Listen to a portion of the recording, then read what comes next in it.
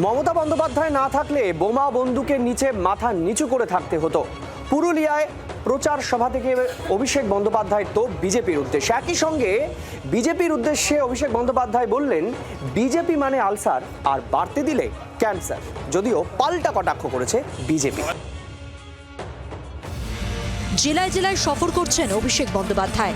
মঙ্গলবার পুরুলিয়ার কাশীপুরে সভা করেন তিনি, আর সেই সভা থেকেই পুরুলিয়াবাসীকে স্মরণ করালেন 2011 সালের আগের অবস্থা, কিভাবে জেলা জুড়ে মাওবাদীদের সন্ত্রাসে ঘরবন্দি হয়ে থাকতো মানুষ।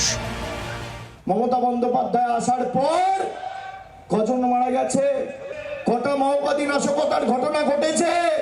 মোদী বাবু, অমিত শাহ, জ্যোতির্ময় সিং মাহাতো, যারা বড় বড় ভাষণ দেয় না, 2011 সালের আগে পুরুলিয়ার মাটিতে তাদের টিকিটা খুঁজে পাওয়া যেত না।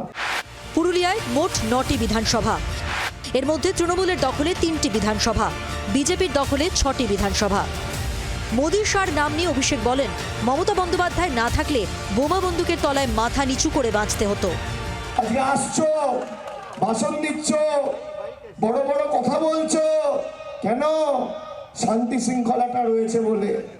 মমতা বন্দ্যোপাধ্যায় না থাকলে এই মাওবাদী আর সিপিএম এর বোম বন্দুকের নিচে মাথা নিচু করে বেঁচে থাকতে হতো। আসল মাওবাদীটাকে তো মমতা বন্দ্যোপাধ্যায় সাল্টে দিয়েছে, আর হবে কোথা থেকে? আর মাওবাদী শেষ করার কাজ কিভাবে করতে হয় অবুঝ মারে যান ছত্তিশগড়ের, বুঝতে পারবেন। স্যার প্রসঙ্গে বিজেপি ও কমিশনকে তোপ দেখে অভিষেক বলেন, বিজেপিকে রাখলে আলসার, বাড়তে দিলে ক্যান্সার। কার জয় হলো?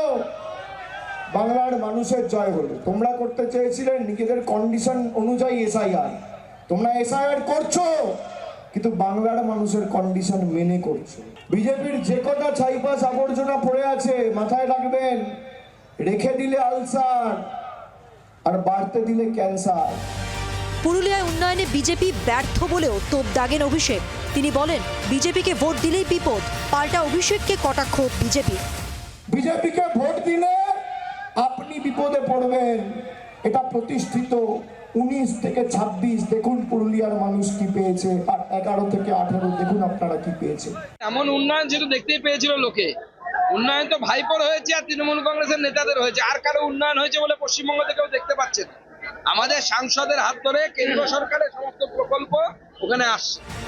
অভিষেকের কথায় 2011 সালের আগেও পুরুলিয়া জেলায় বিজেপির অস্তিত্ব সেভাবে ছিল না, বরং পুরুলিয়াবাসীর পাশে সবসময়ই দাঁড়িয়েছে তৃণমূল। তাই 26-এর নির্বাচনে পুরুলিয়া পুনরুদ্ধারে দলীয় কর্মীদের সামনে এদিন 9-0 টার্গেট বেঁধে দেন অভিষেক বন্দ্যোপাধ্যায়। আগামী 26-এর নির্বাচনে পুরুলিয়াকে আবার সবুজময় করতে হবে।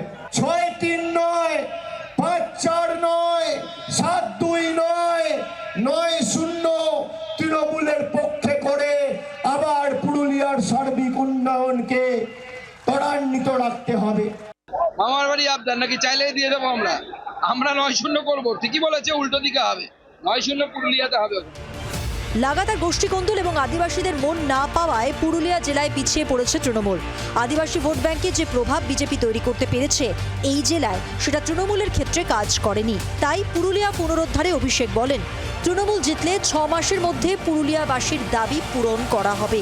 ব্যুরো রিপোর্ট, জি 24 ঘন্টা।